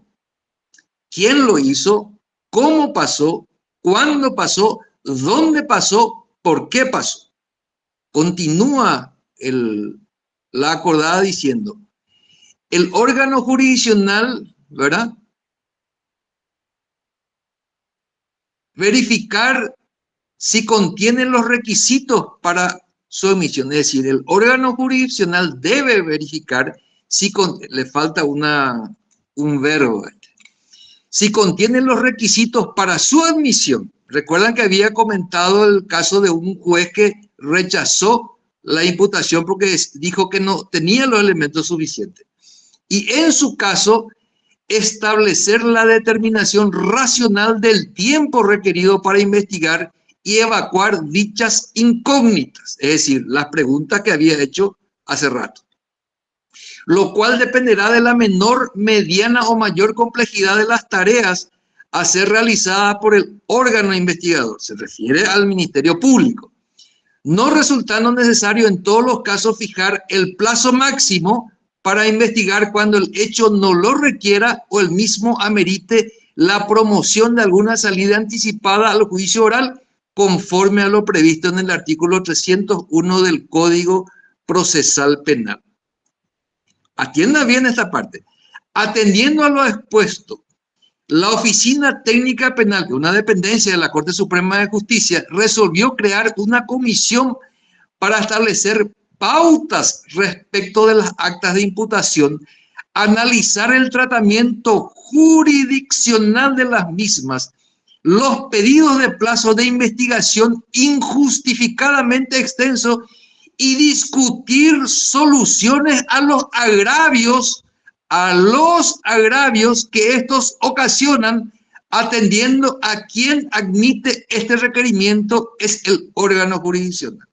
Es decir, ellos reconocen que hay un agravio a la persona que está sujeta a un auto de imputación. Y si esa acta de imputación no tiene los elementos suficientes que puedan sostener esa investigación y corolar con un pedido de elevación de juicio oral y público, entonces le causa un agravio, tiene que contratar un abogado. Nelson Martínez acusado de estafa, Nelson Martínez acusado de violación, Nelson Martínez acusado de haber matado a alguien. Y no hay elementos suficientes. La suposición es un agravio, es una carga, es un ataque a la integridad personal, a la figura, a la persona, a la dignidad de ese ciudadano. No es solamente el acta de imputación como tal, conlleva una serie de hechos que quizás muchos compartan conmigo y otros no. Muchos dicen que este delincuente, muchos inocentes, ustedes saben que muchos inocentes están en prisión. Por lo menos esa es la conclusión que yo tengo, porque la población de reos es de ese 100%, creo que alrededor del 88% no tienen condena. No estoy muy seguro de la cifra que le estoy dando, pero imagínense, y supuestamente ese adagio, ese refrán que habla, más vale 99 delincuentes afuera que un inocente preso, ¿se cumple con lo que nosotros establecemos aquí o no? Hay 99 inocentes presos y los delincuentes afuera. Y lastimosamente tenemos que coincidir. Normalmente se suele decir que la justicia le agarra a los descalzos. Hasta ahí mi exposición. Si hay algo más que se quiera aclarar, a las órdenes. 63%, doctor, es el porcentaje de personas que están esperando ser condenadas o absueltas. Son 11.000 más. Sí. Bajó un chiquitito entonces, sí, porque estaba yo por lo menos tenía esa información, sí, un poco rara por lo visto. No, doctor, vamos a modo de comentario nomás. No, pues está bien, me parece perfecta la aclaración, doctor. Doctor Rolfi. Y yo quisiera agregar que comparto casi el 99,99 con usted, y quisiera aclarar una situación que no es una cuestión prácticamente que nosotros lo definamos como inocente, sino que el artículo 4 del Código Procesal Penal habla del trato de inocente. Entonces, hagamos un análisis de profesionales abogados. Ahora, ¿qué significa ese análisis del trato de inocente? Y esto da para otra opinión que tal vez lo vamos a invitar a usted a ampliar. El trato inocente en contraposición al peligro de fuga y de obstrucción. Qué interesante, porque el peligro de fuga y obstrucción es una cuestión muy subjetiva y propia, donde el código establece una serie de análisis. Y una de ellas, violando la Constitución Nacional en cuanto a la discriminación, ¿verdad? Y discrimina o no los artículos como diciendo la falta de arraigo. Es decir, que una persona pobre que no tenga el dinero, no tenga una casa, de por sí ya debe ser tratada como culpable. Es decir, debemos sanear realmente muchas cosas a mi criterio, tanto en la Constitución Nacional, y quiero aportar un pequeño detalle. ¿Ustedes se dieron cuenta alguna vez, colegas abogados, que la Constitución Nacional solo piensa en los sometidos al proceso? El artículo 17 es totalmente parcialista, le da garantía al sometido al proceso y la víctima. ¿O no somos iguales ante la ley? Hoy día hablo en el caso que seas víctima. Genial, para los abogados espectacular cuando ejercer la defensa, pero cuando me toca ejercer la querella, es un gran problema, un gran problema. Ustedes imagínense que en una jurisdicción, en algún lugar de la frontera de otro país, no quiero decir ni que de nuestro país, luego de que se admitió la imputación, ya tuvimos un año sobre seguimiento provisional porque se apeló. Ustedes imagínense, se plantea un incidente de nulidad del acta de imputación. ¿Desde cuándo el acta de imputación es nulo? El acta de imputación no se puede anular porque es un requerimiento de una de las partes y no es una resolución, es una facultad de una de las partes. Y está en el caso Rivas. En el caso Rivas se planteó la reposición de la admisión de la acta de imputación y la Cámara revoca. En un caso que yo llevo en algún lugar del país o de otro país, después de que esté firme la acta de imputación, la Cámara resuelve dar curso a una apelación que rechazó un incidente de nulidad del acta de imputación, no es ni siquiera la resolución. Lógico que ya lo denunciamos en la sala de la Corte Suprema de Justicia, ya lo tenemos denunciado esos dos camaristas, ¿verdad? Porque es el momento y estos son los espacios como lo que tenemos nosotros para hacer un órgano de opinión y sentar base de que se debe aplicar bien la ley. Y justamente cité el caso Rivas. ¿Cómo puede ser que después de un año venga una Cámara de Apelación y diga no, hacer trámite de oposición? Y el juez penal de garantía, ¿sabe lo que hace, doctor? Le da el trámite de oposición después de que el acta de imputación haya estado firme. Entonces, es otro desconocimiento de la ley. El control jurisdiccional, ¿en qué momento se hace? Se hace en la oportunidad del 314. Hay mucho desconocimiento de la ley por parte de muchos magistrados. Pero no queremos llevar a denunciarlo al jurado porque sabemos que eso ya es un elemento que va a llevar tal vez la ocupación de nuestra profesión 3, 4, 5, 6 meses y donde se vinculan muchas situaciones. Entonces, yo sigo apostando por esta corte, realmente sigo apostando porque me da mucha esperanza. Hay mucha gente conocedora del derecho penal también. Estamos hablando hoy de derecho penal. Tal vez la cuestión del agravio tal vez pueda ser replanteada por la Sala Constitucional, pero no podemos negar que si ellos mantuvieron esa posición habrán tenido algún fundamento que tal vez pueda ser cambiado con el tiempo. ¿Quién no conoce la capacidad de los profesionales que integran la Sala Constitucional? Son de reconocida solvencia y capacidad moral, intelectual, pero sí o sí creo que el culpable, vuelvo a decir, es la propia Constitución cuando divide, clasifica derechos solo a los procesados y no a las víctimas. Qué terrible eso. Debemos cambiar la Constitución o reformarla en muchos sentidos. Código Procesal Penal lamentablemente contiene muchas contradicciones que deben evaluarse nuevamente y cambiarse en diversos artículos, ¿verdad? Y pedir la valentía a los jueces de etapa intermedia o eliminarlos entonces de todas maneras si no cumplen el filtro, porque hoy son un cuello de botella que obstruye realmente la celeridad de la justicia, dado que recargan de la sala de juicio oral y no se puede cumplir. Y me tocó asistir y yo le quiero felicitar a un tribunal de Ciudad del Este. Estuve 2 meses y medio. Jamás podría yo acusarle a ellos de nada.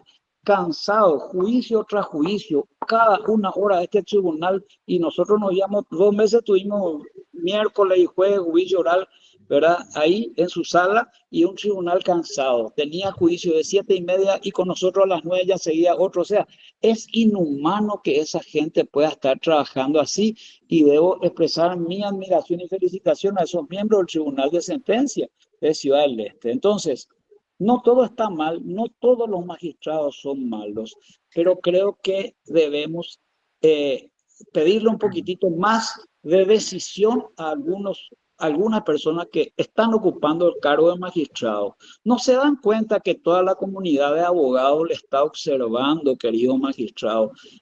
Ustedes creen, y quiero decirle algo a los magistrados también, y yo no quiero ser un hombre que soy violento ni que amenaza, no, porque yo creo que hay muchos magistrados también buenos y no es un simple discurso político. Yo creo que tal vez los magistrados, si no actúan y no hacen lo que quieren, no es ni siquiera culpa de ellos. Yo recuerdo que la anterior corte le había investigado a algunos jueces, ordenaron que se lo remita al jurado porque dieron alguna salida de sobreseimiento porque no podían estudiar el fondo de la cuestión. Qué distinto, qué increíble. El artículo 356 creo que no está prohibido estudiar el fondo de la cuestión en una etapa preliminar. Si justamente lo que te permite la etapa intermedia es ver todas esas cuestiones objetivas, si se acumulan y si va a poder continuarse en juicio oral. Si los jueces de etapa intermedia se les hubiese dado más garantía de que no van a ser juzgados también por su conducta, yo creo que muchos tendrían la valentía de dar decisiones y ir depurando el procedimiento, depurando y habría muchas más personas en libertad. ¿Cuál es el límite para la prisión? Yo creo que el límite hoy lo establece el propio código al dejar de manera subjetiva el derecho de estar en libertad. Usted habló de los Estados Unidos. ¿Por qué no lo hacen? Porque tienen miedo. Yo creo que no debe ser una decisión subjetiva, debe ser una decisión acorde a derecho. ¿Y cuál es el límite para privar la libertad a un ser humano? La flagrancia está en la Constitución Nacional. Ahí nace la expectativa de pena, ahí nace el peligro de fuga o obstrucción, y ahí realmente se debe a una persona violarse el artículo 4 del Código Procesal Penal, es el trato de inocente. El trato de inocente debe darse exactamente cuando son simples denuncias y cuando el representante de la sociedad asume el hecho de ser parte conforme al Código Procesal Penal y realiza una imputación de manera objetiva, conforme a los elementos serios que recolectó. En ese momento no se viola el estado de inocencia porque no se viola el artículo 12 porque no hay flagrancia, entonces un juez debe ser muy celoso para privar de su libertad. Y eso tal vez sea la solución a la problemática que usted estaba planteando, doctor Nelson Martínez. Por lo que es por mi parte, doctor, salgo admirado de su conocimiento. Creo que usted hoy dio mucho que hacer. Están ya bajando, según el índice de atención de la gente, creo, no sé, no llega a las 1 hora, sin embargo, usted mantuvo más del 80%, más de 1 hora y media la atención de los colegas, lo cual es un hecho llamativo y espectacular que merece un aplauso. Y yo, si usted me permite, doctor, en este momento, yo quiero enviarle un aplauso ahí, lo hice, y muchísimas gracias por su tiempo. Te agradezco, doctor Mendoza, y quiero cerrar con esto, por esta magnífica oportunidad otorgada por ustedes, por el gremio. Mis felicitaciones al equipo, a Edward, a quien lo conozco, a la doctora, ¿cómo era? Nuestra coordinadora ya de Super, ¿verdad? A mí me gusta mezclar el castellano con el guaraní. A vos, doctor Rolfi, un gusto conocerte. Hay dos personas, para no ser mal educado, creo que hay dos colegas que levantaron la mano y creo el doctor Noguera y la doctora Mercedes. No hay problema. Voy a redondear nomás. Mencioné los Estados Unidos por lo siguiente, porque desde ahí nace Marbury versus... Yo no tengo muy buena memoria para los nombres, pero recuerdo todo el caso en sí, donde nació la primera acción de inconstitucionalidad, en donde decía que todos los actos tienen que estar apegados a la Constitución. Eso es uno. Dos, también me gusta mencionar, pues la Corte de Nueva York suele ser utilizada por las grandes corporaciones para que puedan fallar cuando tienen sus diferencias. Es decir, evidentemente es viable. Y yo sí escribo su palabra, doctor Mendoza, de que tenemos muy buenos ministros en la Corte Suprema de Justicia y de alguna manera antes era inapelable el acto de apertura a juicio. Hoy mismo ya se admite esa situación, lo cual habla de la doble instancia. No puede ser que porque al juez penal de garantía se le ocurrió, uno no pueda recurrir y decir, señores, no hay elementos suficientes, yo no tengo por qué estar liberado.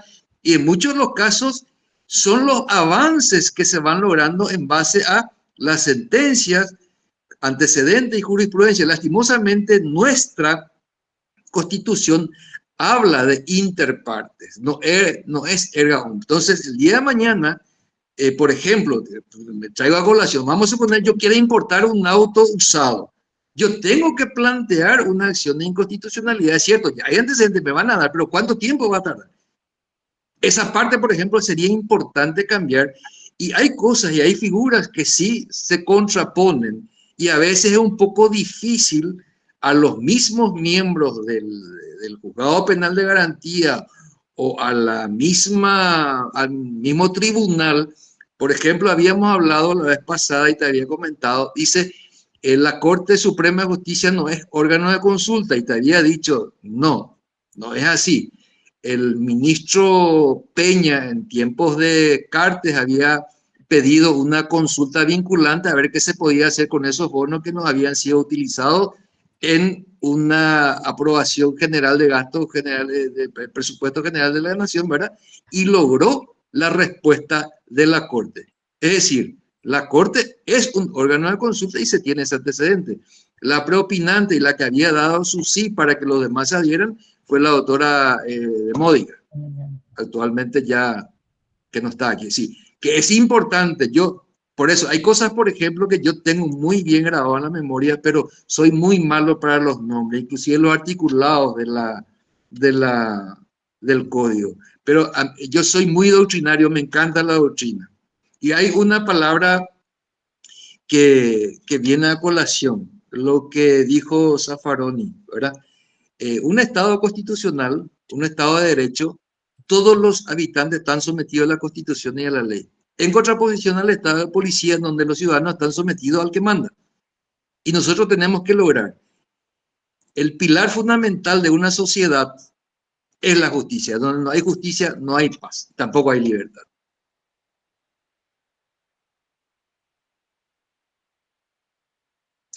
Creo que quedó una pregunta, ¿no? La doctora Creo hoy que la había... doctora Freud salió de la llamada sin querer. A ver, ¿quiénes levantaron la mano para que puedan ingresar? Sí, buenas noches, distinguidos colegas. Buenas noches, doctor. Yo simplemente quiero agradecer por este tiempo. 2 horas que yo estoy conectada y mira que muy bien aprovechado. Estoy muy agradecida por el aprendizaje que obtuve esta noche y espero el siguiente clase que vayamos a la etapa preparatoria. No nos dejen aquí, sí. Muy agradecida. Felicitaciones. Gracias, muy amable, doctora. Muy amable. Otro colega que levantó la mano, así vamos a ir cerrando. Lamentablemente no sé qué le pasó a la doctora. Yo se desconectó, transcribí las preguntas que quedaron pendientes en el grupo de gremio de abogados, entonces cuando se habilite el chat para evacuar, así no se quedan sin responder. Correcto, correcto. Doctor Edward, ¿querés ir cerrando, por favor?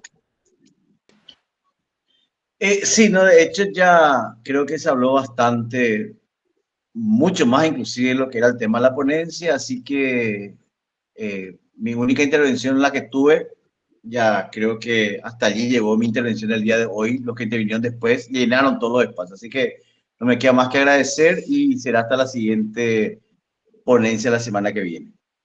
Y conste que manejas el tema penal, Edward, te quedaste callado y este es tu tema, ¿eh? Y me quedé callado porque ya demasiados maestros estaban en línea, así que mejor nomás nos pusimos en posición de alumno y bueno, y veremos, desde este punto, desde aquí nomás estamos escuchando y oyendo, ¿verdad? Aparte para no debatir jurídicamente posiciones contrarias en la ponencia y evitar el alargue innecesario del tema, por eso. Doctor Nelson, muchísimas gracias a ustedes, mis queridos colegas, al gremio por esta magnífica oportunidad y realmente me pongo a disposición dentro de lo que pueda colaborar a las órdenes y en lo que se pueda, por supuesto, siempre atentos y participando con ustedes. Muchísimas gracias y buenas noches a todos los colegas. Que pasen un buen resto de jornada. Buenas noches, doctora Freud, muchísimas gracias.